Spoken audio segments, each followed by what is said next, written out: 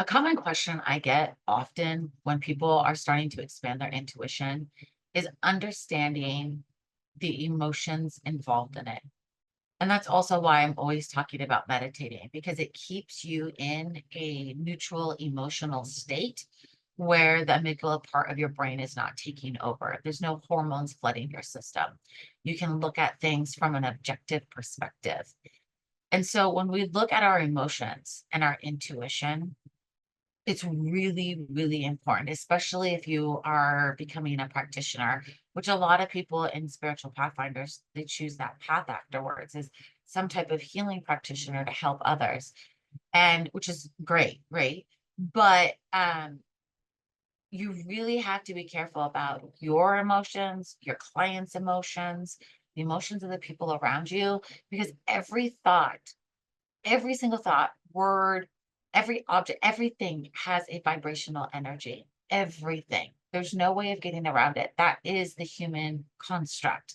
And so when you are having an emotional experience, not only do we know like the normal stuff about, the hormones that dump in our body and that it brings us up and down and things like that, but it also has this different effect on you as far as in managing your intuition.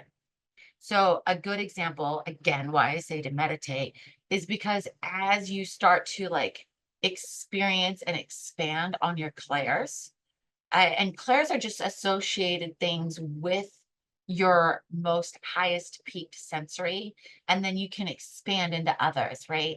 Like I just was very, very visual. And so I definitely had like a wide open mind's eye. I received my messages visually. All of that. When I wanted to start getting better about recall and pulling in audible for a clair, audio clairvoyance, uh, or, actually, I saw this thing the other day where, like, someone, like, renamed all the clairs, and I was like, "Whatever." So, whatever name it is, it has to do with audio, and, but when you're looking at that or experiencing that, you start working and practicing towards it, and so that way you can turn it on and off when you want to. And that's really important when you're looking at your emotions and your intuition. There's sometimes when you are in an emotional state and you should not be using your intuition. You should not be using readings. You need to calm down, pray, meditate, do your practice, and get in a state where you and your environment are clean of other energy, and then tap into that intuition. Now, granted, sometimes it just dumps in and drops in, right? But we start showing you how to control that and what to do when that happens. Like a lot of times that happens to me throughout the day. And then like now you get to this point where it becomes like embedded and very weaved into your normal life. But prior to that, you start taking notes.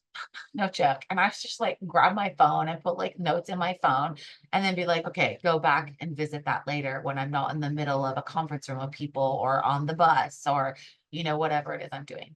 And so when you're looking at your emotions and how they play, that's a lot of what we talk about is controlling it. Because when you're empathic and an empath, that's when you're picking up other people's emotions. And everyone has different opinions on that.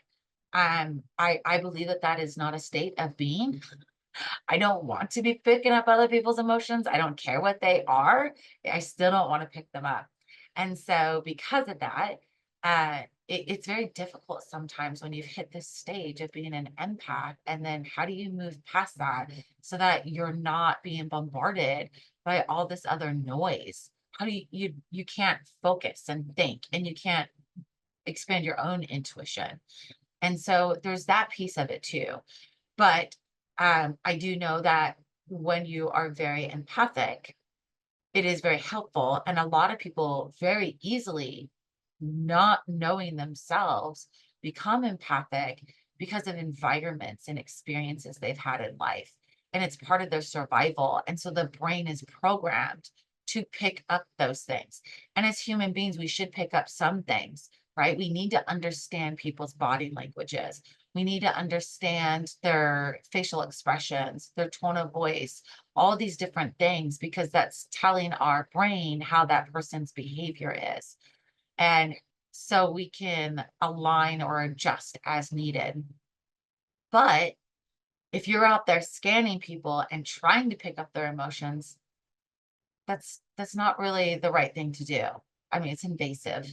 And you like I have people do that to me. And it's one of the reasons why I will go in spurts of doing public speaking and then I won't. I'll stay virtual and in my own home for a while. And I've even had people try to do it before, like when I've done, or I used to do like live readings, and I would have people like send energy my way or scan. And I was like, mm-mm, this is not what we do. That is not a good practice. You have to ask people permission. And most people are like, no, don't scan me. uh, or they might be like, scan me, tell me what's going on, because I feel like this, and then, because I think like a month ago, I did have someone scan me and I was like, this is going on. I think I'm too involved. I can't figure it out. Do me a favor, run a scan, send me back a voice message, let me know what you got. And she did. And I was like, thank you. Okay. So because I was just like, I couldn't trust what was happening between intuition and emotion because I didn't have the opportunity to silence and meditate to just create their own discernment, but I needed to make a decision very quickly. And so then I was like, throw out a scan there, lady. Anyways, so hopefully that helps a little bit. Um, there's a lot of noise out there on how to do things, and I just would definitely strongly encourage you to follow the path that feels right for you, ethically, safely, intuitively, and in the best interest of